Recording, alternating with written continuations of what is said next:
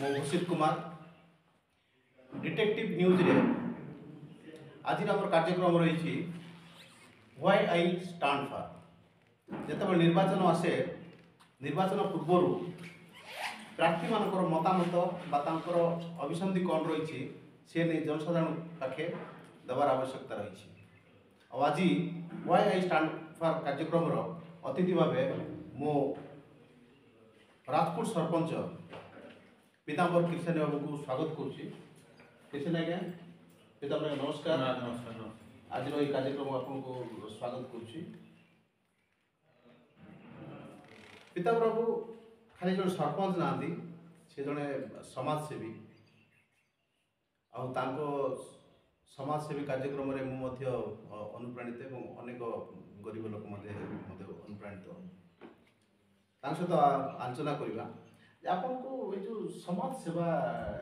कथा केमिति कौन मन पड़ा आप गोटे दुर्गम अंचल बसवास करती आम कहवा आदिवासी युवक जड़े ये मानसिकता चिंता कहीं आस जितेबाला मोर माँ मो अष्टम श्रेणी पढ़ु थाए से समय मेडिकल नहीं थी मु जितेबाला ब्लड आवश्यक पड़ा माने एते मु विकल हो गली से समय रे जो भाई माने मते आसे सहयोग कले ब्लड डोनेट करिसंती एबे पर्यंत ताकू मु मने रखिछि से दिन ठारो मोर गोटे मन को नहीं गले केमति दुखी गरीब असहाय ए समाज रे रहिसंती तांकर केमति मु सेवा करिवि मु से दिन ठारो मो शपथ नहीं कि ये परि भाव रे मो पंचायत नुह अविभक्त कोरापुट जिल्लार समस्त जहाँ भी मते फोन आसे से मानकु मु चेष्टा करे ताको पाकर जे पहुँचे मेडिकल रो जहाँ भी व्यवस्था करबा कथा मु ताको सहयोग करी करी आसुछि मु वर्तमान मां केमति अछि माँ तो चली गले दुख से गोटे जिस ताको द्वारा पूरा अनुप्राणित न ताको द्वारा मु अनुप्राणित होई केते एमति रोगी को आपण माने सेवा करछंती एवं को को को माने जहां कि देखु विशाखापट्टना कटक सब नौछंती सब जगह आपण केते रोगी प्राय नै छंती एवं केमति लागे काम कला ए परि भाव रे मो प्राय 1500 रु ऊर्ध्व बड़ बड़ रोगी जे कि कैंसर ट्यूमर हार्ट ये परि भाव रे अनेक लोगों को मु कोरापुट मेडिकल कोंतु विशाखापट्टना मेडिकल कहतु कटक मेडिकल कहतु भुवनेश्वर ब्रह्मपुर यहपरि भाव में कौ रोगी को कौ जगार भल उत्तम चिकित्सा मिल मु तार अनुसंधान संगे संगे करी से जगार से नहीं कि मुझे भल सुस्थ कर घर को मुझे आनी उदाहरण देवी कंदिली पाखरे बड़ खमरा बोली जो गोटे गाँ अच्छी सेठारे कुनुमाची बोली जड़े व्यक्ति भाई जड़े थे मु व्हाट्सअप रे जते देखिली देखला सांगे सांगे अध घंटा भितर मु लागी पड़ली ताकू खोजली बाहर करिकी ताकू प्रथमे कोरापुट तापरे परे बरहमपुर टू कटक मु निजे सेठी रही 45 दिन तार सेवा करिकी वर्तमान ताकू सुस्थ कर आनिकी घरे छाड़ी से समय कहानी कहले आखिरु लुह बाहरी जाए जितेबाला डाक्टर कहते ना या ये आम पारू ना दिल्ली पठा जीव मु संगे संगे से कहली दिल्ली आबार सक्षम ना सर ताकू केमती ये आपण मैंने चेष्टा कले निश्चय हो ना जदि ये करवा 50 जनकर मत सिग्नेचर कहले 50 जन को नुह सार मु हजार हजार लोक मु जड़े समाज सेवा लोक मु सिग्नेचर किसी कौन से हबार ना जोटा हम मु रिस्क नेबी ये परि भाव से उनको गोटे विश्वास देली संगे 45 दिन रहिले एतिबे जो आवश्यक अर्थर आवश्यकता भी रही जे रहिबे खर्च करबे जीवा आसीबा ए सब अर्थ सब आपण केमति कोन मैनेजमेंट करंती बा मोर वृत्ति होछि चाष मोर बापा चाष करंती मु भी तांको सहयोग करे पार्ट टाइम रे चाष रे जहा इनकम करि थाए मु ए परि भाव रे सेवा करने दुखी गरीब असहाय लोक मेडिकल क्षेत्र में मोर जीवा आसवा कौन छोट बड़ जिनस किणीदवा ए क्षेत्र में मोर निजस्व खर्च ही से लगाए। एमती तो अनेक मोर पैसा खर्च होती किंतु आज पर्यंत मोर दुख किछि ना। मुझे लोकंर सेवा करुँची मु बहुत आनंदित बहुत खुशी। सब जो आप समाज सेवार माने 10-15 वर्ष भितर आप गोटे कहले जोटा कि आपको जीवन जाक मन रही एपरी भाव में जो प्रथम करे कुनु माझी को जो नहीं कटक मु प्राय 6-7 थर जीवा आसवा गाँ को आउ मेडिकल को गाँ को मेडिकल को तार उद्देश्य जिते बड़े ऑपरेशन हबार 2 दिन पूर्व मत जनइले संगे संगे तत्काल बाहरी से गाँव में पहुँचली। से गाँव में पहुँची से गाँव चालाक नायक बारिक दिशारी को डाकी गाँव हुंडी देवता ग्राम देवता दिशाणी मुंडा ठारे ओनली पूजार्चना करी मत फूल भोग टिके देवे मु कुनु भाई को भल कर आनी बोली जो आसली से समय रे मु जीवा आसवा समय जिते बड़े मु भावुली मो पाखे 4-5 हजार अच्छी बोलिकी देखला बेलू मो एटीएम रे मो पाखे आ किछि पैसा न थाए। जिते बड़े जंती एते कष्ट रे आसिले सेटा ऊपर वाला ही मते जानि मो से दिन एमती आत्मा भीतर कांदे ले से गुडा को मोर निजे ही जानि किंतु से जो अनुभूति मु केबे भी भूली पारिबी नाही। काहेकि एते कष्ट मु मेडिकल गला मीन्स काको तावाल हो काको गंजी हो काको से समय तो मशा अधिक आमर मशारी ये परी मोर जो सेवा करवार मनोवृत्ति गला साँ देखिली पैसा काढ़ी किसी लोक गोटे देवी कहला बेलू मु 10टा एटीएम बुलली हेलानी मु भावली मोर एटीएम लॉक होइछि प्रकृत रे देखला बेलू सी पैसा ना किंतु जो परी भाव रे मु सिटी रही सेवा करके आसिली से गुडा कष्ट बहुत कष्ट। आपण देखुथिबे किसी सेवा कला परे जनक किसी संतोष थाए आत्मसंतोष जहाँ कथा कहवा यार फलस्वरूप आपण भी देखिछु आमे राज्य बाहर जिला बाहर मध्य बहुत जगह सम्मानित होइछन्ती एवं आपनको राज्य सरकार मध्य 2021 रे प्रकृति बंधु पुरस्कार रे मध्य पुरस्कृत करछन्ती ए सब पाइला परे केमती लागी निजको जो मोर ए सेवा काम जते जहाँ करे मो मोर फेसबुक आईडी रे अपलोड करे आकु देखी देखी एंटायर ओडिशार जिते समाजसेवी भाई भौणी मैंने रही मत भी फॉलो करती धीरे धीरे सहित आस्थाभाजन है परिचय सृष्टि है जिते बड़े अनुष्ठान गुड़ाक कैंप करुवे भुवनेश्वर झारसुगुड़ा ये लेवल मत मत डाकती इनविटेशन दियंती मु भी जाए सेठारे आउ जिते बड़े ओडिशार 30टा जिलार समाजसेवी भाई भौणी मैंने जो दिन बसते मत भी डाकरा आसला मु भी सीटी गली से समाजसेवी महासंघ ओडिशा तरफ मत सम्मानित करे मानपत्र प्रदान करिसेंती से भाई माने मु बहुत खुशी आनंदित आउ जो ए जो मान सम्मान जो पाइली ए जो पाइबार जो 2 गुण जो आशा जो भरोसा निजको बहुत खुशी लगे। आमको गोटे 1 कोटी टंका किछि आवश्यक ना किंतु लोकन को किछिटा सहयोग करिकि तार जीवन तार हस तार जो दुख कष्ट को जंत्रणा को दूर कले मोर जो आत्मा संतुष्ट जो पाए मु जो पाए ताको आ मोर किछि दुनिया रा नाही। बर्तमान आम देखुचु जे आपण समाज सेवा दीर्घ वर्ष अभिज्ञता एवं लोक सहित रहिबार जो माने स्टाइल कथा कहतु बा लोक भल पाइबार जो गोटे इच्छा बा गोटे प्रकृति आप पाखे जहाँ अच्छी या पर आपण बर्तमान देखले गत 2 थर या मिसे आपण सरपंच हेलेडी सरपंच रहा बर्तमान राजनीति माने राजनीति स्तर को आपण आसी जाइछन्ती बर्तमान जहाँ चर्चा होची सुना होची आपण कांग्रेस बा विधायक पाइबे कि आपण आशा करछन्ती बा आशा ही करछन्ती जे आपण कोन पय माने आशा करछन्ती आपण कोन करिवे मु जिते बळे पंचायत प्रतिनिधि भाव रे के आसिली टिके लोकंकर सेवा करिवार दो पावर जो तार क्षमता अति सुंदर करि जानले ठीक से परि एबे जो पटांगी निर्वाचन मंडली जो आशायी बाहुरुंट आईरे आशायी जड़े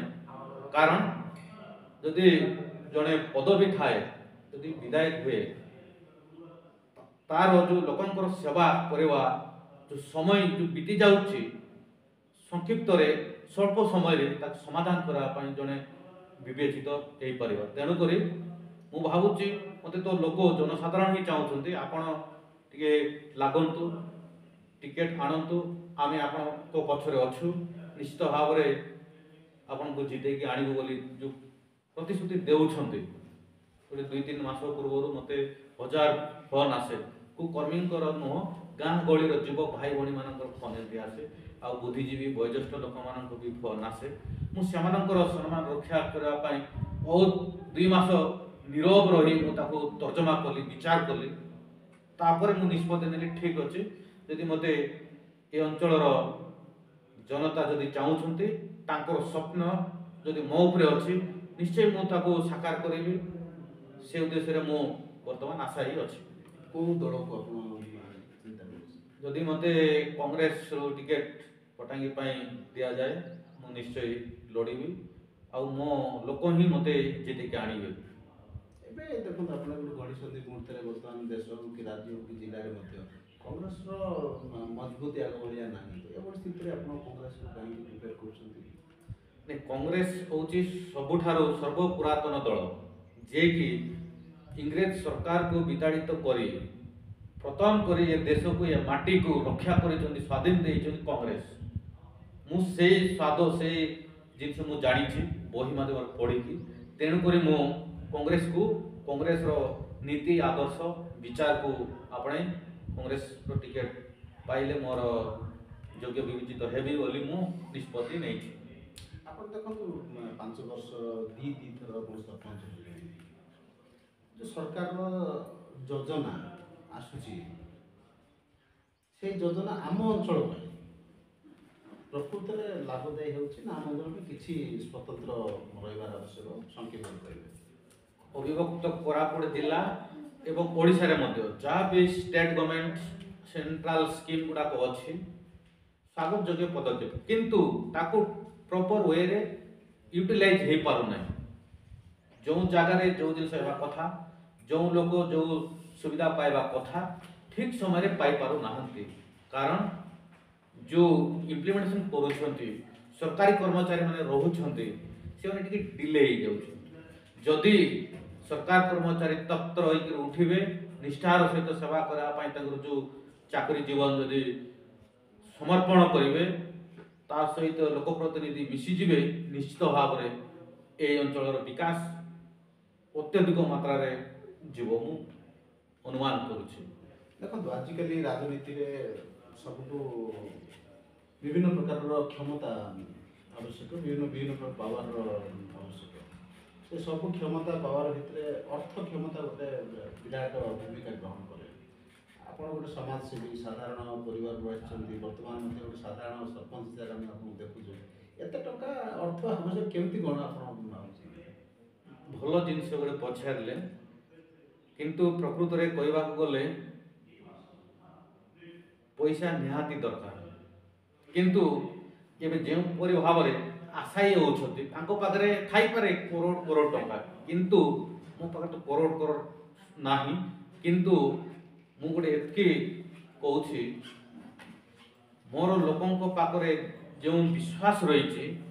कोटिए टंकार ऊर्ध्व समस्त हृदय पीताम्बर कृषानी समाजसेवी राजकोट समस्त हृदय वर्तमान